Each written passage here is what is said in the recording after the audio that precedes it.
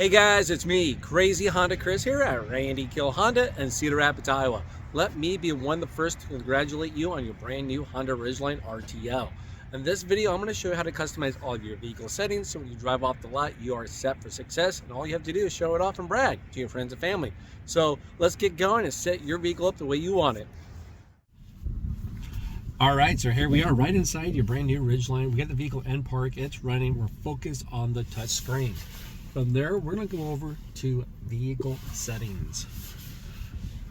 First one we're going to select is driver's assist system setup. This is where you can customize all of your Honda sensing features, like do you want all the beeps, none of the beeps, the sensitivity, stuff like that. Now, a little side note, you see on the far right hand side, it shows you the quick little visual of what's already selected. Now, we're going to start from the top and work our way down to the bottom. So the first one's going to be a forward collision warning distance. So this is when you're driving down the road for your city, highway, whatever the case is going on. The front-facing camera on that windshield is going to sense when you're about to hit an object, okay? So it could be an object, it could be a car, wherever the case might be. It's going to show you on your driver's interface screen to brake. Then if you don't brake or slow down, it's going to alert you with an audible sound. Then if you don't react fast enough to that, it's going to try to stop you, okay?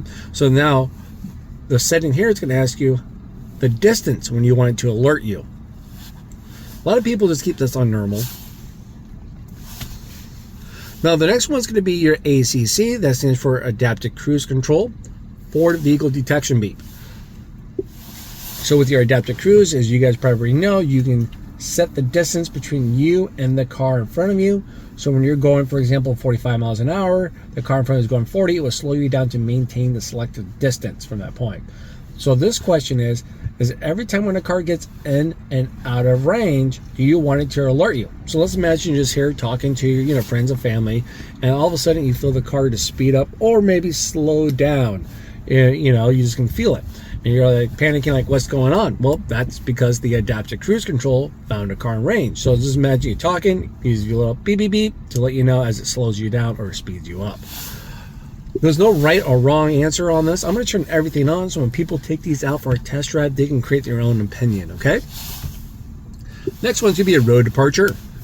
So you can change the sensitivity on this. So imagine you using your lane keep assist out there. You're driving down the road and you go out of your lane a little bit, things like that. The question though is, how sensitive do you want this to be as you go out of your lane when it brings you back on the road or in the center of your lane? So do you want it as just normal, what most people do? You can have it wide, or maybe you want to turn that completely off and have it to warning only. Next one's going to be your lane keep assist suspense beep. So you're using your lane keep assist. You're going down the road for your highway driving between 45 to 90 miles an hour. You go out of your lane a little bit and it brings you back. So now when it brings you back, do you want it to beep at you? It goes beep, beep, beep, beep, beep. Or do you want it to be quiet and just bring you back? That's what we're asking right here. I'm going to turn this on. Next one's going to be your blind spot information. So you probably notice these little squares over here next to your side mirrors. So when you're driving down the road for your Cedar highway, you have to at least be going at least 20 miles an hour. It won't work in parking lot speeds, okay? So there's like 15 to 20 miles an hour for them to actually work. The car gets in your blind spot. It lights up a nice bright orange. It doesn't beep at you then. The only time it beeps at you is when you have your turning indicator on while someone's in your blind spot while going the proper speed. And then when someone's there, is going off, as it beeps, it also flashes the light to get your attention, like, hey, don't turn yet because someone's in your blind spot. I have a video showing you that in action if you haven't seen it yet, if you want to. A lot of people just keep it always on. It's kind of nice to have an extra set of eyes out there on the road. So now that's everything under driver's assist system setup. We're going to back out to the next menu. It's going to be meter setup. Now with meter setup, the first one's going to be adjusted outside temperature display. You probably notice in the bottom center of your driver's interface screen, next to your mileage odometer, you have an outside temperature. You can fine tune this within a 5-degree swing either way, but I'm going to keep it at the default. Next one's going to be a trip A and trip B. As you probably noticed on your driver's interface, you have multiple tabs. that's going to be on there. You got a little wheel that you can scroll up and down on the left hand side, and you push in that wheel to select. So when you go to fuel and range, that's where you can actually manually reset your trip A and trip B from that point. But maybe you want it to automatically reset when you refuel or turn it off, and this is where you go to do that. The next one's going to be adjusted alarm volume. So this is like your warning, buzzers, turning indicators. That shows right there. How loud or quiet would you like this stuff to be?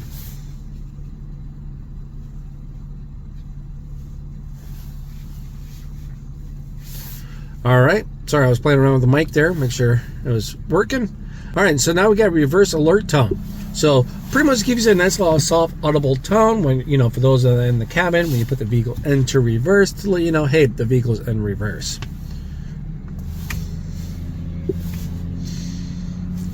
Next one's gonna be a fuel efficiency backlight. This is more of a visual coach. So right there around your digital speedometer, you probably notice, or you will notice as you're driving down the road, there's gonna be a green bar that will come and go, right? So that's going to be your fuel efficiency backlight. It's a visual coach. So when you're being fuel efficient, that green bar will pop right up to let you know. Like, good job, golden sticker. And as we're sitting here idled right now, it would not pop up because we're not being fuel efficient. So that's it. Most people just keep it on. You got your turn by turn there for your navigation, you know, like your Apple CarPlay, Android Auto.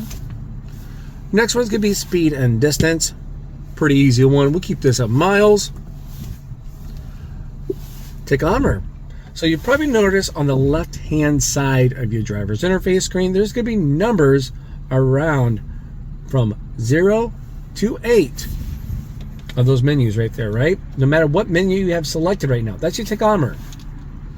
So if you turn this off, those numbers will go away, kind of cleans up the clutter. So you want a little sporty kind of feel to see that tachometer, or do you want it just gone and don't care?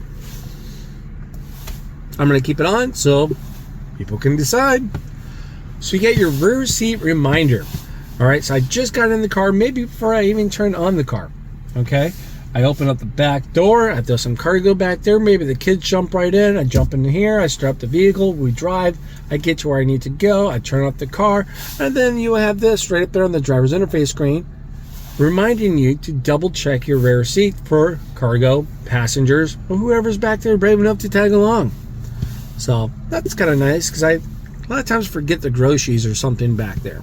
So we'll keep that on.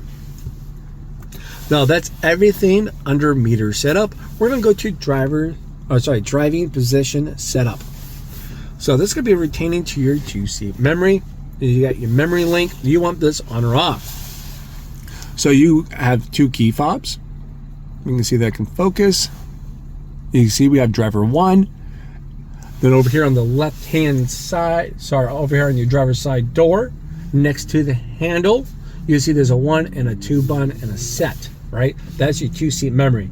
Now to set your seat memory up, you simply just put your seat and stuff where you want it, and then you hit set, then the number corresponding to your key fob. So now when I walk in with my key fob, it goes to that particular setting. Pretty nice and easy. So therefore my wife and I don't have to argue like, hey, put the seat back when you're done, or move it forward or back. Next one's going to be your seat position movement on entry and exit, just like it says. So I just got into the vehicle. As I open up the car door, the seat moves back. I get in, I start up the vehicle. This seat moves up a little bit. So it makes it easy to get in. It also makes it easy to get out. I turn out the vehicle, I open up the door, the seat moves back a little bit, and then, you know, just kind of repeats from that point. So I'll keep that on.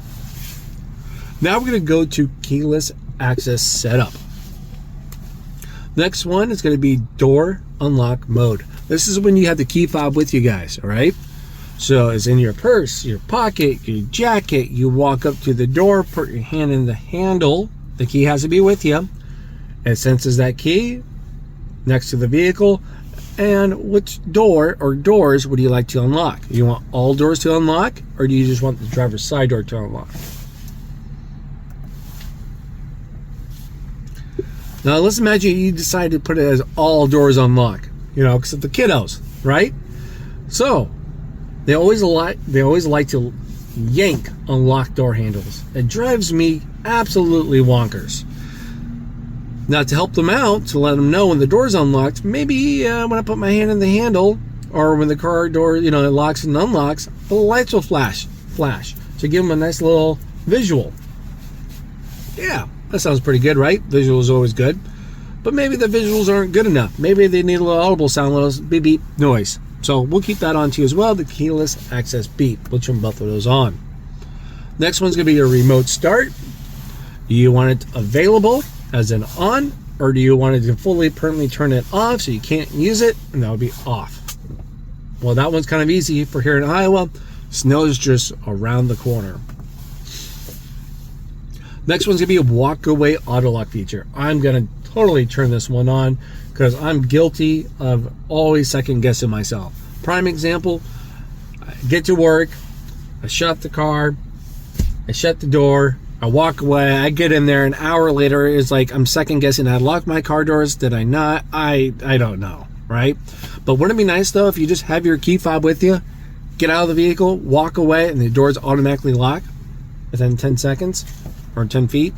Yeah, that sounds pretty good to me. So we're going to turn those on. So when I'm done with the video, I'll walk away, I know the car's all locked up. Alright, so now we're going to start from the top and work our way down to this option here. We have your interior light dimming time. So this is when you turn off the vehicle and you shut the doors. Within X amount of time, all of your interior lights will turn off. So yeah, 30 seconds seemed more than acceptable to me. So we'll hit the back button to back out from there. Now we're going to go down to the next option, is your Headlight Auto Off Timer. So same thing, once again, you turn off the car, you shut your door, in an X amount of time, your headlights will turn off. So this should be a great option to change. Maybe if you park outside at night, you get home, it's not a well lit area, you ride to places late at night, it's not well lit, it just gives you a little extra time.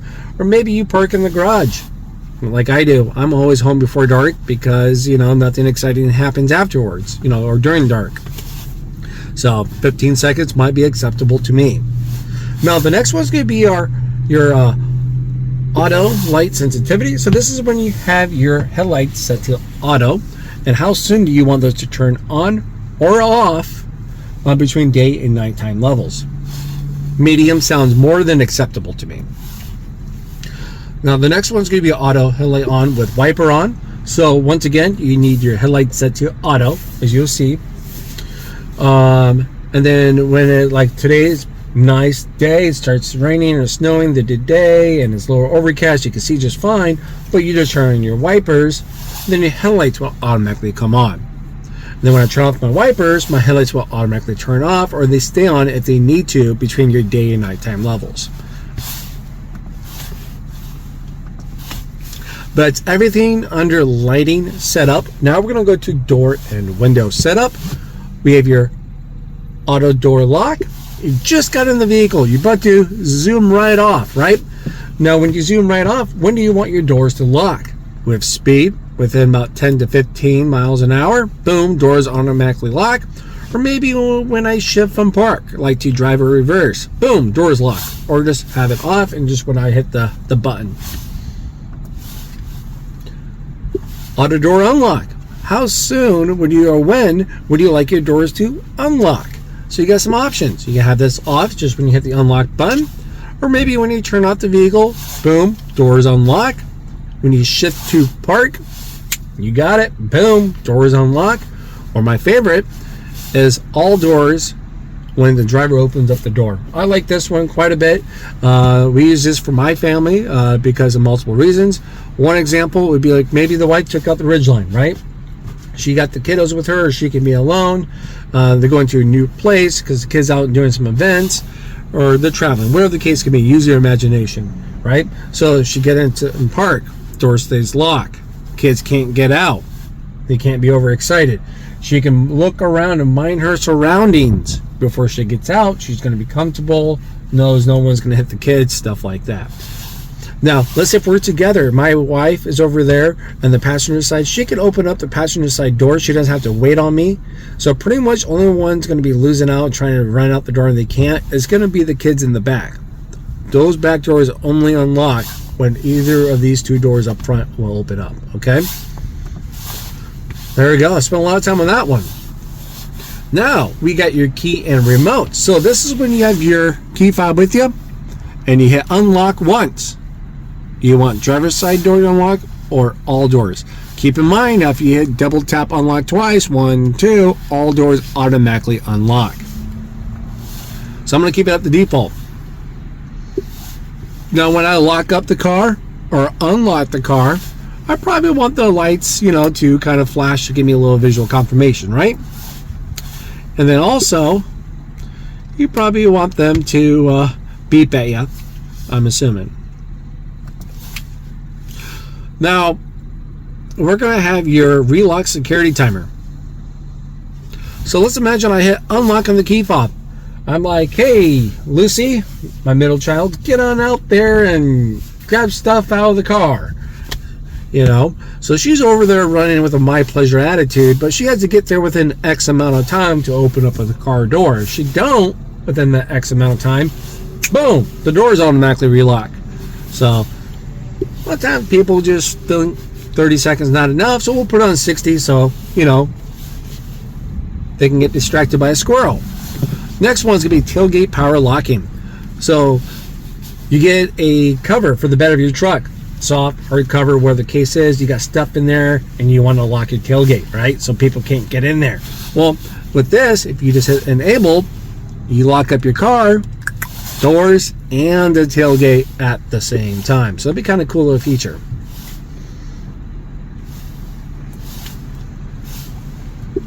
Then we're going to go over to maintenance. This is like where your oil changes, recommended services might come up, things like that. You can choose to reset it from right here.